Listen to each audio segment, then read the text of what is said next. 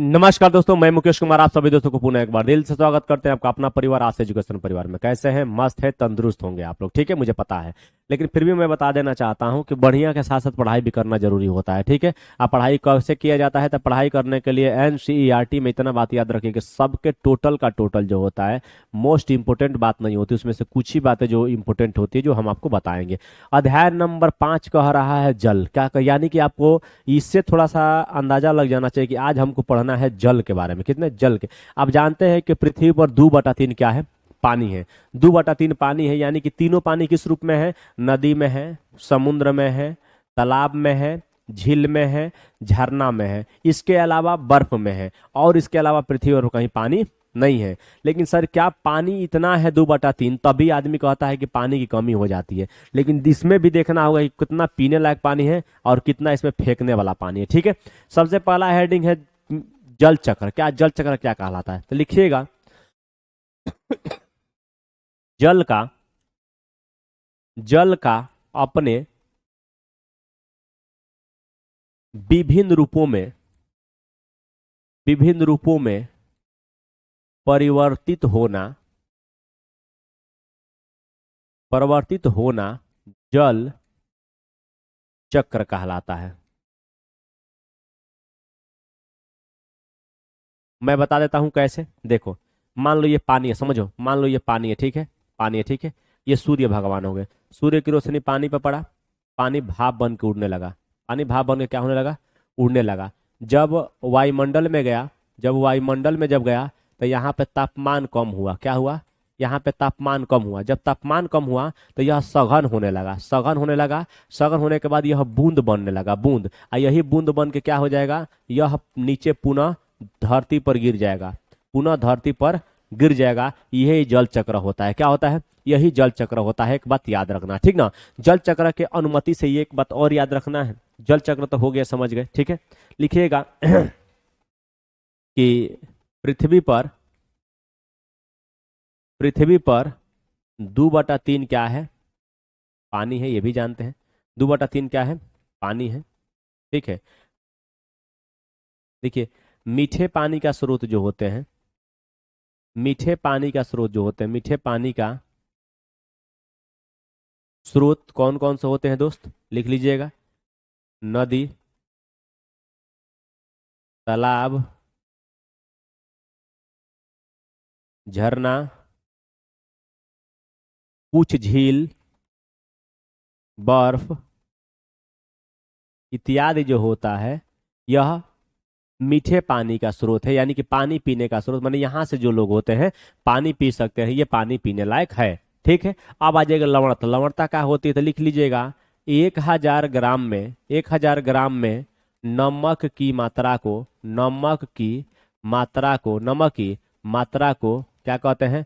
लवणता कहते हैं। क्या कहते हैं? लवणता कहते हैं। अब यहाँ लिखिएगा समुद्रों में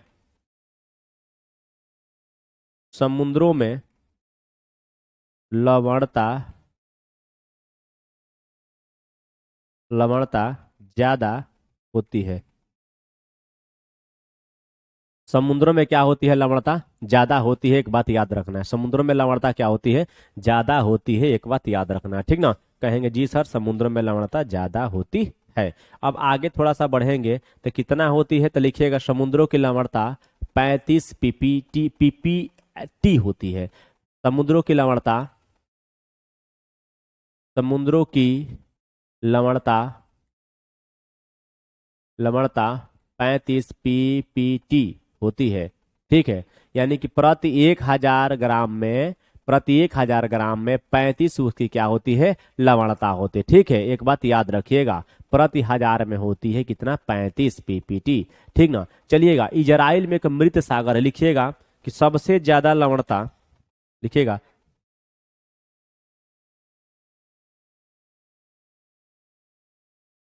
सबसे ज्यादा लवणता सबसे ज्यादा लवणता मृत सागर का है। कितना है? 340। कितना है? 340 सबसे ज्यादा लवणता मृत सागर के, जो कि 340 है। इसमें लोग तैर सकते हैं, इसमें लोग मर नहीं सकते हैं, जान के भी इसमें लोग मर नहीं सकते हैं। तो अर्थात इसमें इसमें किसी भी तरह लोग लोग मर नहीं सकते हैं, मर नहीं सकते हैं। एक बात याद रखना है, ठीक ना, मर नहीं सकते हैं, एक बात आपको याद करके चलना होगा, ठीक है। अब बात आ जाती है महासागर की औसत लवणता कितनी होती है। तो महासागर की औसत लवणता होती है 35। कितनी होती है? 35। इसके बार हम नहीं बताएंगे, बात खत्म होगी, ठीक है। अब कह रहे हैं कि मृत सागर की लवणता कितनी होती है? 340 होती है, ठीक है। आइए, मृत सागर है कहाँ? तो मृत सागर इजराइल में है। कहाँ है? इजराइल में है। कहाँ है भैया? मृत सागर इजराइल में है, भी लिख लीजिएगा, ठीक है। ये मृत सागर इसका नाम है, लेकिन यह किसी को मार नहीं सकता है। मृत सागर इसका नाम है, लेकिन यह किसी को मार नहीं सकता है। एक बात याद रखना, ठीक ना। चलिएगा, अब हम थोड़ा सा कुछ बातें बताएंगे कि पृथ्वी पर किस तरीका से पाया जाता है पानी का परसेंटेज। पानी का क्या है भैया? परसेंटेज पाया जाता है, ठीक है। चलिएगा, जल का वितरण क्या होता है? तो जल का वितरण में सबसे पहले समुद्र देखेंगे। समुद्र समुद्र में लमसम में 97% क्या होता है भैया? पानी होता है। समुद्र में कितना परसेंट? 97.3 लिख लेना तो लिख लीजिएगा, 97.3 होता है। 97.3। बर्फ में कितना होता है? 2% लिख लीजिएगा। अगर बर्फ की मैं बात करूं, बर्फ, तो बर्फ में कितना? लमसम में 2%। बर्फ में कितना? लमसम में 2% होता है। और नदिया में मैं बात करूं तो 0.0001%। 0.00। नदिया की मैं बात करूं बाबू, नदिया, तो नदिया में कितनी होती है? तो 0.0001% पानी क्या होता है? इसमें रहता है, ठीक है। झीलों का जो और देखो, झीलों में दो तरीके का, एक लवण झील, एक अलवण झील। तो झीलों का अगर अलवण कहे तो दशमलव, अगर झील में कहे झील में अलवण कहे अलवण, तो कहिएगा 0.009%। कितना? 0.009% कहे। लेकिन स्थलीय समुद्र एवं नमकीन झीलें कहेगा, केवल केवल नमकीन कह देगा, नमकीन क्या कहेगा? अगर नमकीन झीलें कह देगा, नमकीन झीलें, तब यहाँ पे आपका जवाब आ जाना चाहिए 0.009%। मैंने दोनों बराबर है। मीठा पानी का झील और खारे पानी का झील जो होता है बराबर होता है, ठीक है। अच्छा, वायुमंडल में कुछ तो पानी की आर्द्रता होती है, वायुमंडल में कुछ पानी की आर्द्रता होती है, तो वो कितनी होती है? तो अगर वायुमंडल में पानी की आर्द्रता की मैं बात करूं तो 0.0019 होती है। बस बात खत्म हो गया, बस बात खत्म हो गया, ठीक है। चलिएगा, अब महासागरीय परिसंचरण का, अरे यार, अब क्या कह रहा है? महासागरीय परिसंचरण कह रहा है। कह रहा है कि महासागर में परिसंचरण कैसे होता है, महासागर में जल कैसे चलते हैं। तो लिखिएगा, लिखिएगा, महासागर में, महासागर के सतह के ऊपर ऊपर चलने वाली हवाओं हवाओं से इनमें इनमें लहरें उत्पन्न होती है। क्या होती है? उत्पन्न होती है।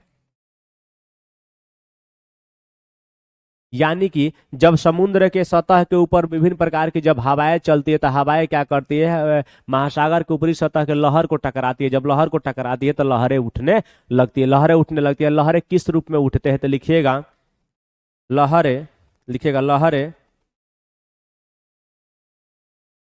लहरें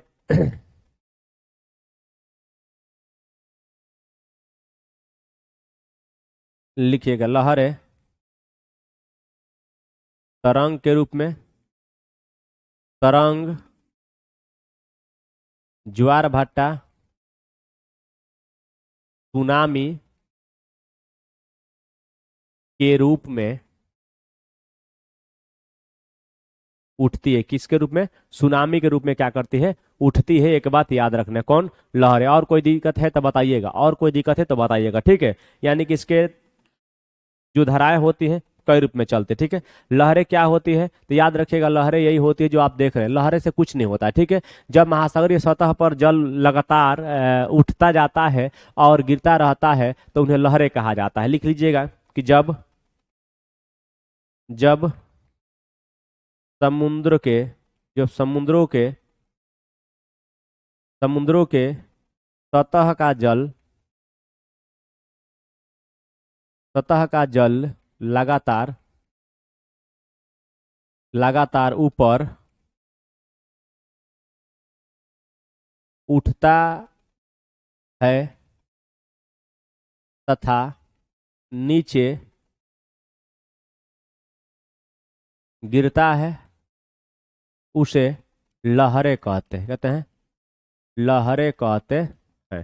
यही जब तेजी से घूम जाएगा तो इस लहरें को सुनामी कहते हैं। क्या कहते हैं? जब तेजी से घूम जाएगा तो लहरें इसको सुनामी कहते हैं, ठीक ना। लहरें क्या कहते हैं? सुनामी कहते हैं, ठीक है।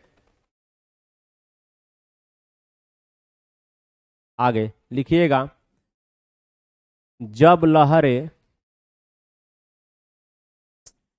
जब लहरें अपना अपना विकराल रूप लेकर ज्यादा ऊंचाई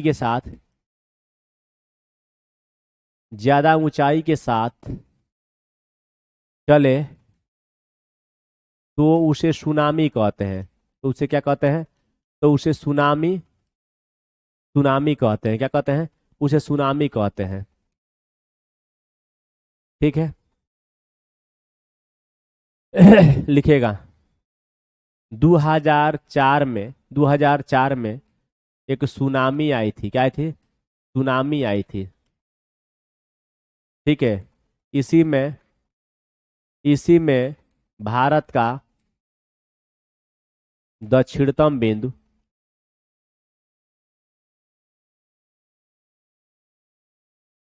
इसी में भारत का दक्षिणतम बिंदु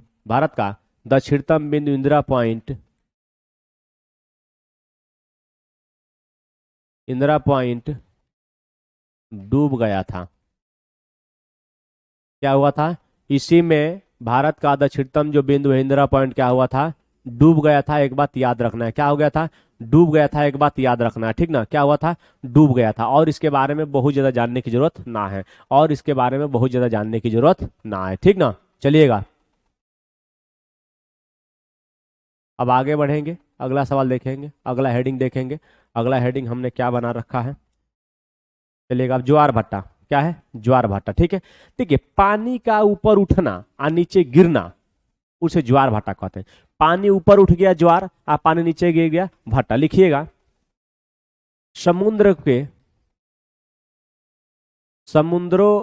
के लहरों को, कुल लहरों का खेला है, लहरों को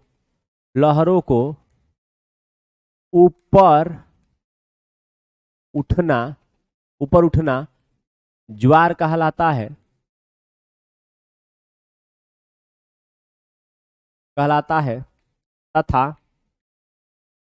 तथा लहरों को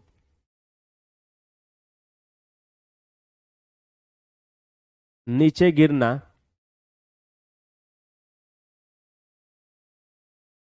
भट्टा कहलाता है।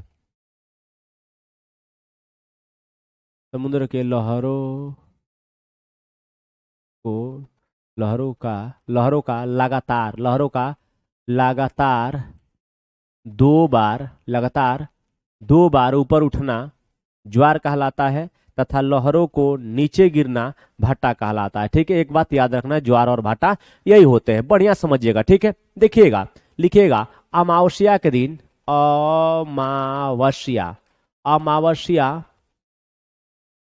अमावस्या के दिन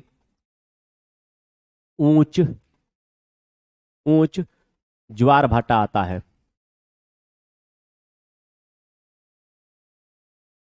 अमावस्या के दिन ऊंच ज्वार भाटा आता है, ठीक है। और लिखेगा, और पूर्णिमा के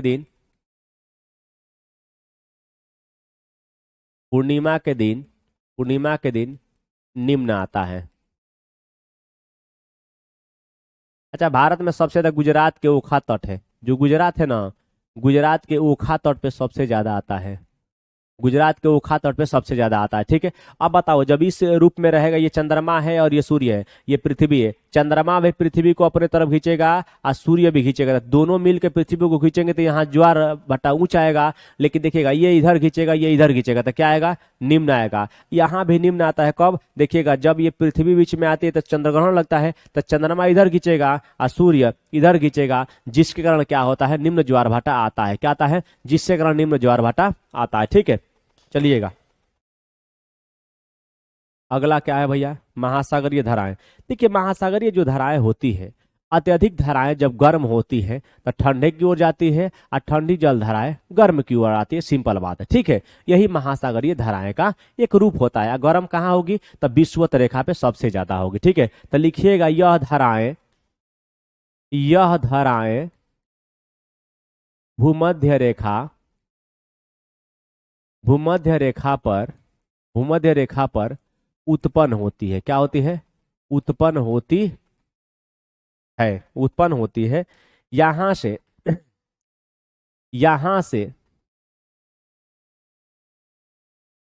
से जो धाराएं बहती हैं उन्हें गर्म जल धारा कहते हैं।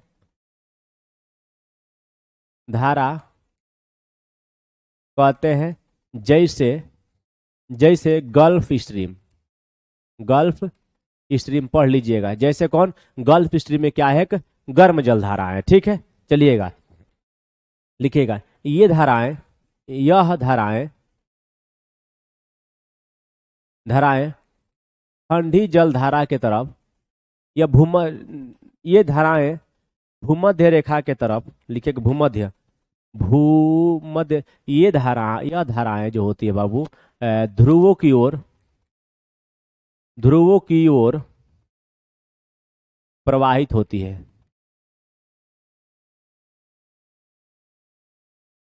क्या होती है, यह ध्रुवों की ओर क्या होती है, प्रवाहित होती है। एक बात याद रखना है, आगे बढ़ेंगे, थोड़ा सा आगे बढ़ेंगे तो अगला टर्म में जानेंगे। लिखिएगा ध्रुवों पर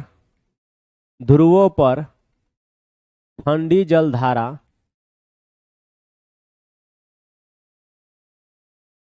उत्पन्न होती है तथा यह भूमध्य रेखा की तरफ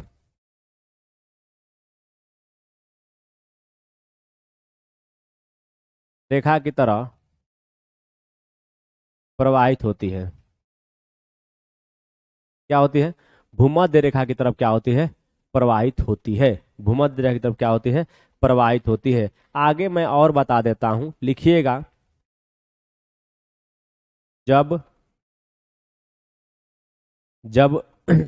जब ठंडी एवं गर्म जल धारा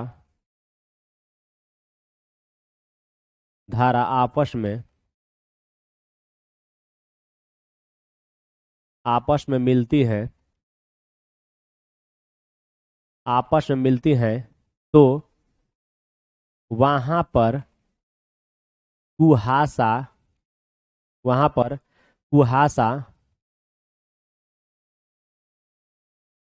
उत्पन्न हो जाता है। क्या होता है, वहां पर कुहासा उत्पन्न हो जाता है। एक बात याद रखना है। ठीक है, लेकिन लेकिन और बता देते हैं, लेकिन एक और बात बता देते हैं आपको। लिखिएगा यह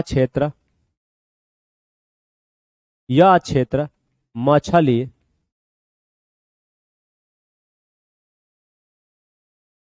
पकड़ने के लिए उपयोगी होता है।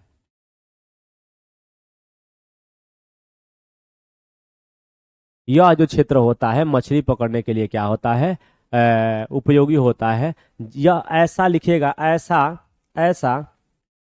ऐसा हमें उत्तरी अमेरिका प्लस जापान में देखने को मिलता है। क्या होता है, जापान में देखने के लिए मिलता है। एक बात याद रखिएगा, ठीक ना। चलिएगा, इस तरीका में क्या होता है कि इसके फलस्वरूप जो होते हैं भैया, जो नाव चालन होते हैं, नाव चालन जो होते हैं उसमें बाधा, अच्छा सिंपल बात है, बाधा उत्पन्न नहीं होगा यार, बाधा उत्पन्न होगा कहने वाली कौन बात है, इसमें बाधा उत्पन्न होगा। ठीक है, चलिएगा, ठीक है, बाधा उत्पन्न होगा इसमें, और कुछ सोचने वाली बात ना है। ठीक है, चलिएगा, और कुछ है? गर्म जल धाराएं बता दिए, एक ही बात है, जो गर्म जल धाराएं होती है भैया वो भूमध्य रेखा से ध्रुवों की ओर जाती है, और जो ठंडी जल धाराएं होती हैं वो जो भूमध्य रेखा से कहाँ आती है, तो ये सॉरी ध्रुव से कहाँ आती है, तब भूमध्य रेखा की तरफ आती है। बस बात खत्म, ठंडी जल धारा के बारे में बता दिए हैं, बस कहानी खत्म हो गया, कहानी खत्म हो गया। हेलो, मैं आप लोगों को थ्योरी बता चुका हूँ, पूरा बढ़िया से लिखवा चुका हूँ। अब लेट्स एनसीईआरटी का टोटल एकदम हम बढ़िया से आपको समझा रहे हैं कि एनसीईआरटी का एक एक अक्षर पढ़ेंगे, एक एक अक्षर मतलब एक एक अक्षर से मिला हुआ शब्द पढ़ेंगे। अध्याय आपको 5 दिखेगा, 5 में जल पढ़ना है। क्या पढ़ना है? जल। आपको बढ़िया से लिखा चुके हैं कि जल कितना % कहाँ पाया जाता है, तो अब डायरेक्ट इसको खांचना है। क्या करना है? खांचना है। ठीक है, कुछ शब्दावली होती है कि थलसाला क्या होता है, यह छोटे से घर के पौधे को रखने का कृत्रिम आहत होता है, मैंने रखने का एक बढ़िया से छोटा सा व्यवस्था होता है जिसे हम लोग थलसाला कहते हैं। चलिए, अब कह रहा है कि जल के बारे में सोचने पर आपके मस्तिष्क में क्या चित्र बनते हैं। आप जल प्रपात, वर्षा की रिमझिम बारिश से अपने नल के जल के बारे में सोचने लगे। थोड़ा सा लग रहा है ना बाबू, रुक जाओ, थोड़ा सा लग रहा है कि छुप रहा है। ठीक है, ठीक है, चलिएगा। वर्षा से भरे गड्ढे में कागज की नाव तैराकर बहुत खुश होते हैं। दोपहर तक गड्ढे में जमा जल गायब हो जाता है। वह जल कहाँ चला जाता है? सूर्य के ताप के कारण जल वाष्पित हो जाता है। ठंडा होने पर जल वाष्पित संघनित होकर बादलों का रूप ले लेता है। यहाँ से यह वर्षा हिम अथवा सहिम के रूप में क्या होता है? सहिम वृष्टि के रूप में धरती या समुद्र पर क्या होता है? नीचे गिरता है। क्या होता है? नीचे गिरता है। एक बात याद रखना है, ठीक ना। चलिएगा, आगे देख लीजिएगा, पूरा लिखा दिए हैं, टेंशन नहीं लेना है। गड्ढे कह रहे कि सूर्य के ताप के कारण जल वाष्पित हो जाता है। ठंडा होने पर यह जल संघनित होकर बादल के रूप में नीचे आ जाता है। यहाँ से यह वर्षा हिम अथवा क्या कहलाता है? सहिम वृष्टि के रूप में धरती या समुद्र पर नीचे गिरता है। जिस प्रक्रम में जल लगातार अपने स्वरूप को बदलता रहता है और महासागर, वायुमंडल एवं धरती के बीच चक्कर लगाता रहता है, उसे ही जल चक्र कहते हैं। कह रहा है कि जल चक्र क्या होता है, पूरा बढ़िया समझाए हैं कि पहले पानी होता है, पानी भाप बन के ऊपर जाता है, ऊपर के पुनः आके धरती पर गिरता है, तो यही जल चक्र कहलाता है। ठीक है, हमारी पृथ्वी थलशाला के समान है। जो जल शताब्दियों पूर्व उपस्थित था वही आज भी मौजूद है। जिस जल का प्रयोग आज हम हरियाणा के खेत में सिंचाई के, पंजाब के खेत में सिंचाई के, उत्तर प्रदेश के खेत के सिंचाई के, बिहार के खेत के सिंचाई के रूप में करते हैं, ठीक है, सिंचाई के रूप में कर रहे हैं। हो सकता है कि वह सैकड़ों वर्ष पहले अमेजन नदी में बहता हो। सही बात है। अलवण जल के मुख्य स्रोत नदी, माने अलवण जल का मतलब होता है कि माने उसमें नमक की मात्रा न हो। ठीक है, ताल जो हम लोग खुदवाते हैं, सोते जहां सोत से पानी निकलता है, एवं हिमनद है। महासागरों एवं समुद्रों का जल लवणीय होता है। इसमें अधिकांश नमक सोडियम माने NaCl पाया जाता है। इसमें NaCl पाया जाता है। ठीक है, जो खाने वाला नमक होता है इसमें पाया जाता है। ठीक है दोस्त, चलिए, बता बड़ा हो गया है क्या?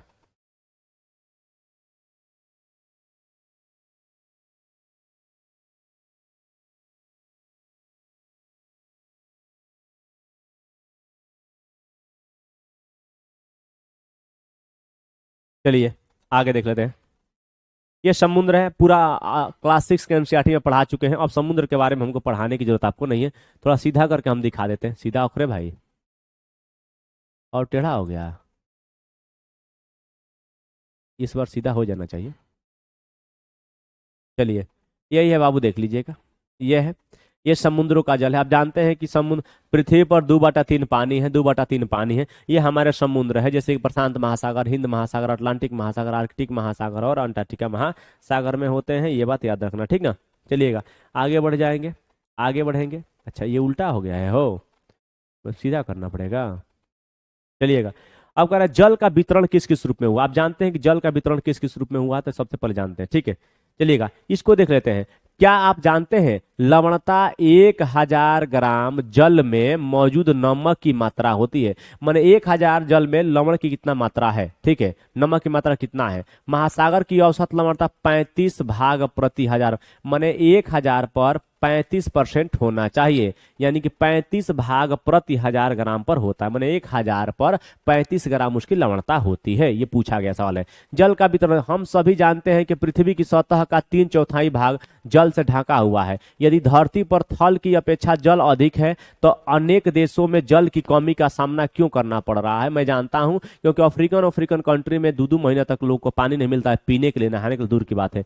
क्या पृथ्वी पर मौजूद संपूर्ण जल हमारे लिए उपलब्ध है। निम्नलिखित तालिका में जल वितरण का प्रतिशत देखिएगा। कह रहे कि महासागर में 97%, बर्फ में 0.2% है, भूमि जल में 0.68%, झीलों में इतना है, और स्थल में इतना है, और नमकीन में इतना है, वायुमंडल में इतना है, और नदिया में भी इतना है। टोटल बात खत्म हो गई, ठीक है। सबसे ज्यादा समुद्र में होता है, बस इतना याद रखिएगा, ठीक है।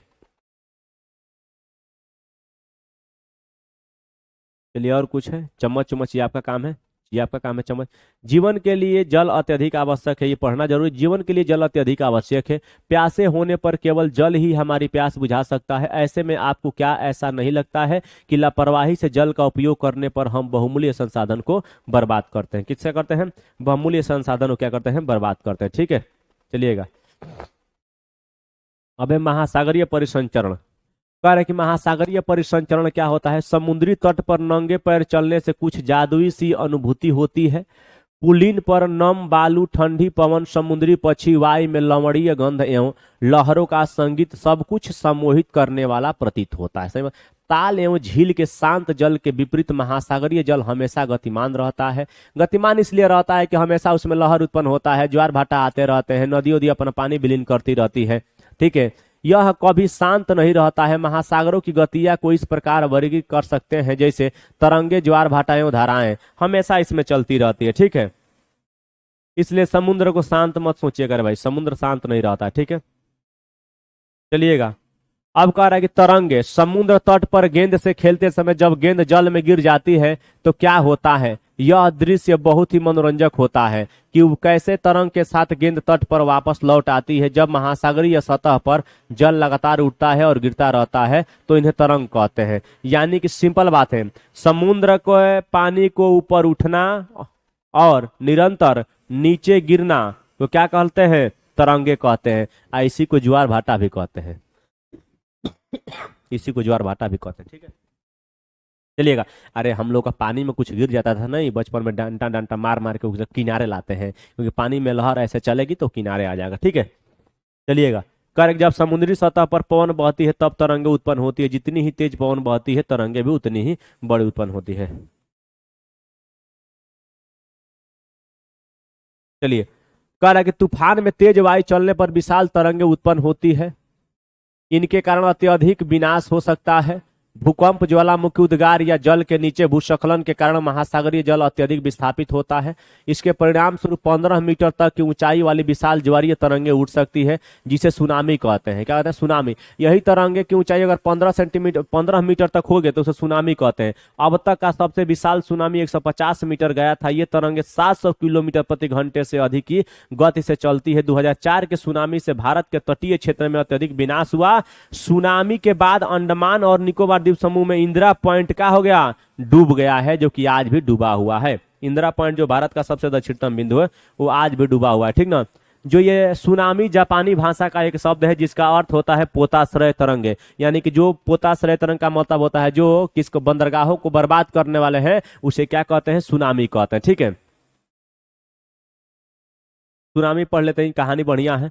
कह रहा है कि 26 दिसंबर 2004 को हिंद महासागर में सुनामी तरंगे था। पोताश्रय तरंगे के कारण अत्यधिक विनाश हुआ। ये तरंगे उस भूकंप का परिणाम थी जिसका अधिक केंद्र सुमात्रा की पश्चिमी सीमा पर था। जब पृथ्वी में भूकंप भी आ जाता है तो भाई भूकंप ऐसे चलेगा, पानी टकराएगा तो लोहर के रूप में ऊपर उठेगा। इस भूकंप की तीव्रता रिएक्टर पैमाने पर बाप रे बाप 9 मापी गई। भारतीय प्लेट बर्मा प्लेट के नीचे धंस गई थी, ठीक है। तल में आकाशमत गति उत्पन्न हो गई थी, इस कारण यह भूकंप आया। महासागरीय तल लगभग 10 से 20 मीटर तक विस्थापित हो गया। बाप रे बाप, 10 से 20 मीटर आगे पीछे हो गए। सोचो, पूरा महासागर है, ठीक है, नीचे की दिशा में झुक गया। इस विस्थापन के कारण निर्मित अंतराल को भारत के लिए विशाल मात्रा में महासागरीय जल उसी ओर बहने लगा। फलस्वरूप दक्षिणी एवं दक्षिण पूर्वी एशिया के समुद्री तटों से जल हटने लगा। भारतीय प्लेट के बर्मा की प्लेट के नीचे चले जाने पर जल वापस समुद्र तट की ओर लौटा। यह सुनामी लगभग 800 किलोमीटर प्रति घंटे की गति से आया, जिसकी तुलना व्यावसायिक वायुयानों की गति से की जा सकती है, और इसके परिणाम स्वरूप हिंद महासागर के कुछ द्वीप पूर्णतः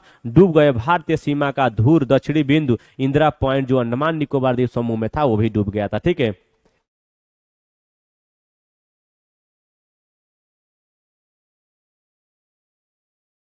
पूरी तरह डूब गया। जब सुमात्रा में भूकंप से अधिक केंद्र से तरंगे सुमात्रा की तरफ से अंडमान द्वीप समूह एवं श्रीलंका की ओर बढ़ी, तरंगों की लंबाई कम हो गई। जल की गहराई भी कम होने के साथ साथ इनकी गति 700 से 900 किलोमीटर प्रति घंटा माने 7 किलोमीटर प्रति घंटा तक कम हो गई।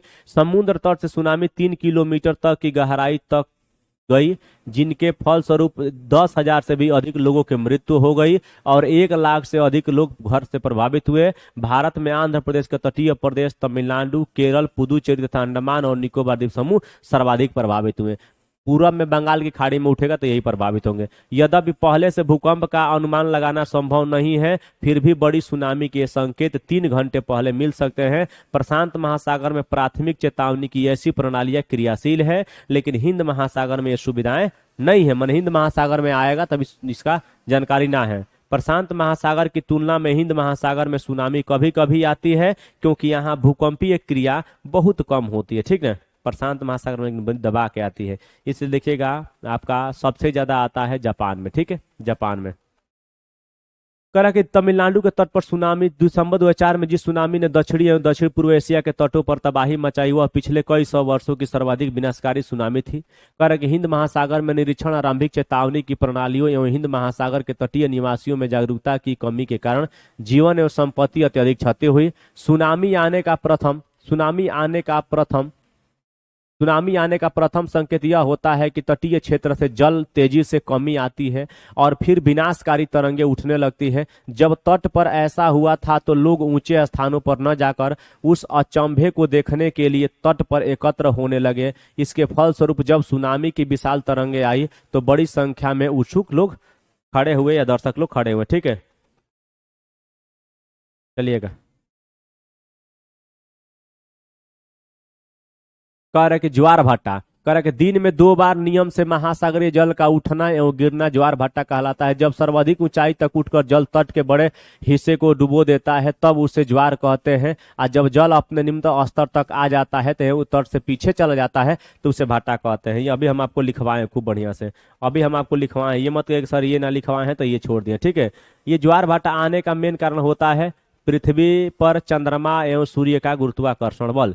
पृथ्वी पर चंद्रमा एवं सूर्य का गुरुत्वाकर्षण बल के कारण ये ऐसा होता है। चलिए पढ़ लेते हैं सवाल।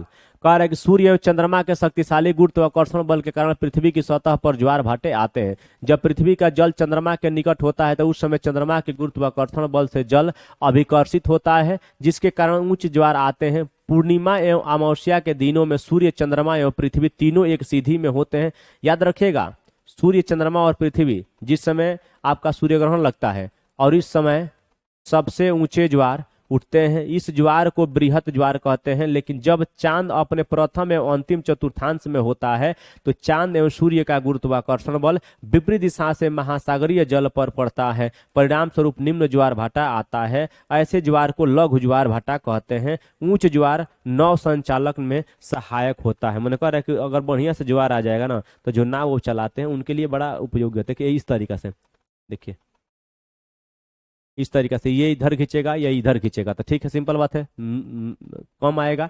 लेकिन ये तीनों एक ही सामान में रहेंगे तो बाप रे बड़ा ऊपर आएगा। क्या हो रहा है, चल दे भाई,